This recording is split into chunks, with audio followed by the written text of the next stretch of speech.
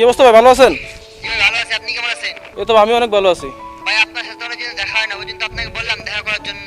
আসলে ভাই আমি তো অফিসের কাজে অনেক বিজি থাকি বুঝছেন, আসলে আমার একটু প্রমোশন হয়েছে তো, তাই একটু মানে কাজের চাপ বেশি, তাই আর কি আপনার সাথে দেখা হয় না।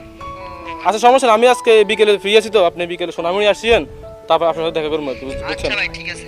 আচ্ছা ভাই, রাখি। কিরে বন্ধু, সাথে একা একা দাঁড়িয়ে কি করস? না কিছু না, এমনিতে দাঁড়াই আছে।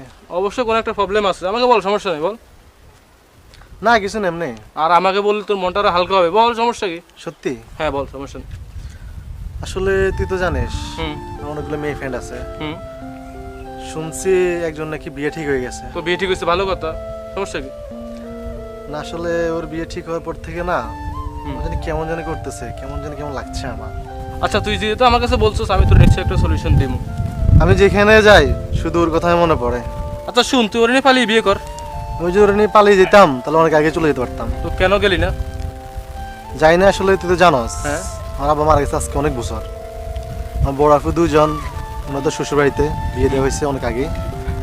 আর আমার বাড়িতে তো আমার আম্মু আর আমি ছাড়া আর কেউই নাই। তো তুই ভালো করে জানোস আমাদের সংসারটা আমি নিজে চালাতে হয়। আসলে বন্ধু তোর একটা কথা বলি, তোর মতে যে আমাদের সকল পরিবারে যদি একটা ছেলে বা একটা মেয়ে থাকতো, তাহলে আজকে হয়তো আর বৃদ্ধাশ্রমটা বানানো হতো না। আচ্ছা তুই এখন কি কি করবি, এটা বল। আমি তো মেয়েকেই চাই। তো তুই এদিকেও চাস ওইদিকেও চাস, তো মাঝখানে তোর তো ক্ষতি, তুই যে কোনো একদিকে যেতেই হবে, তুই ওইটা চিন্তা কর, তুই কোন দিকে যাবি। না আর আমি কিছু ভাবতে পারছি না এখন। আচ্ছা আমার কাছে একটা বুদ্ধি আছে, শোন।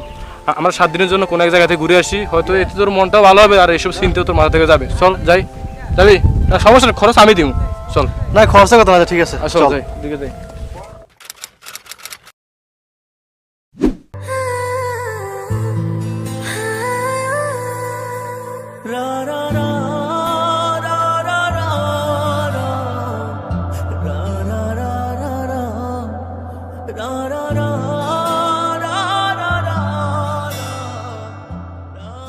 এর মধ্যে কি অবস্থা, তোর মনটা ভালো হয়েছে? না রে, এখন শুধু ওই মেয়েটার কথাই মনে পড়ে। কি কস, ঘুরে ঘুরে করে এত হাজার হাজার টাকা খরচ করলাম, তুই কস তোর এখনো মন ভালো হয় না? কি করা যায় এখন? পাইছি, তুই 1 মিনিট দাঁড়া, ঠিক আছে? আরে কই যাস? দাঁড়া, আসতেছি। আচ্ছা ঠিক আছে।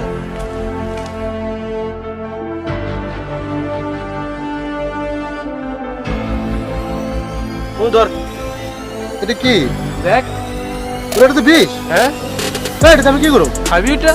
মাথা তো ঠিক আছে, কি করছ তুই? হ্যাঁ, আমি আমাকে মারা যাবো তো। সেই জন্যই তো খাবি। মারা গেলে আমার মায়ের কি হইব? এবার গিয়ে তুই লাইনে আসিস, এবার শোন। লাইনে এসে মানে? লাইনে আসিস মানে তোর মরার আগে তোর কার কথা মনে হয়েছে আগে? আমার মায়ের কথা?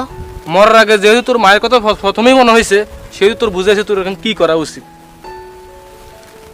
হ্যাঁ বন্ধু, আমি আসলে এখন বুঝতে পারছি।